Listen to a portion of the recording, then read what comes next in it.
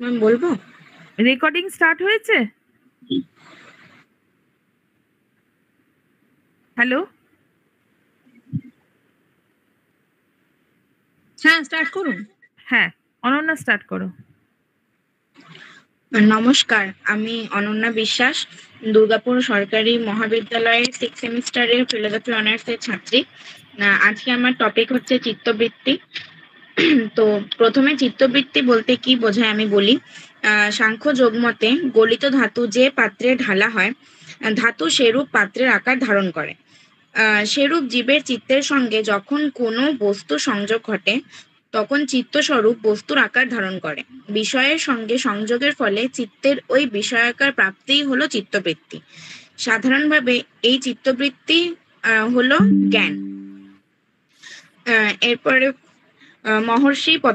মহর্ষি পতঞ্জলি যোগ বা সমাধির লক্ষণ করে 5 প্রকার জ্ঞানাত্মক বৃত্তি নিরূপণ করেছেন।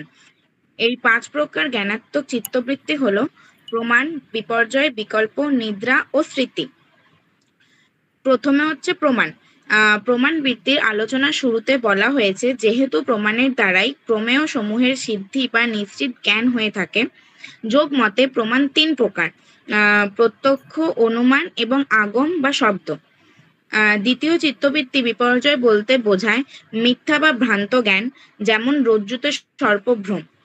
অবিদ্যা, অস্মিতা, রাগ, দ্বেষ ও অভিনিবেশ, এই পঞ্চ ক্লেশরূপ বিপর্যয় বা ভ্রান্ত জ্ঞানকে দুঃখের মূল কারণ বলা হয়েছে। পঞ্চ ক্লেশের মূল হলো অবিদ্যা, তাই অস্মিতা প্রভৃতি 4টি ক্লেশও অবিদ্যাত্মক বা ভ্রমাত্মক।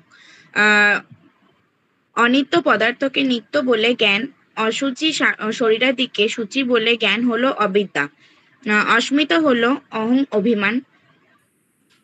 নিত্য, মুক্ত, শুদ্ধ, অসঙ্গ আত্মার স্বরূপের অবিদ্যা থেকেই আত্মা ও বুদ্ধিকে অভিন্ন বলে বোধ হয়, একে অস্মিতা বলে। অস্মিতা উৎপন্ন হলে আসক্তি ও বিদ্বেষ উৎপন্ন হয়, এসব ভ্রম থেকেই উৎপন্ন হয়। সুতরাং পঞ্চক্লেশ অবিদ্যা বা ভ্রম থেকে উৎপন্ন হয়। বিকল্প হলো তৃতীয় চিত্তবৃত্তি। পতঞ্জলির মতে শব্দ জ্ঞানানুপত্তি বস্তু শূন্য বিকল্প।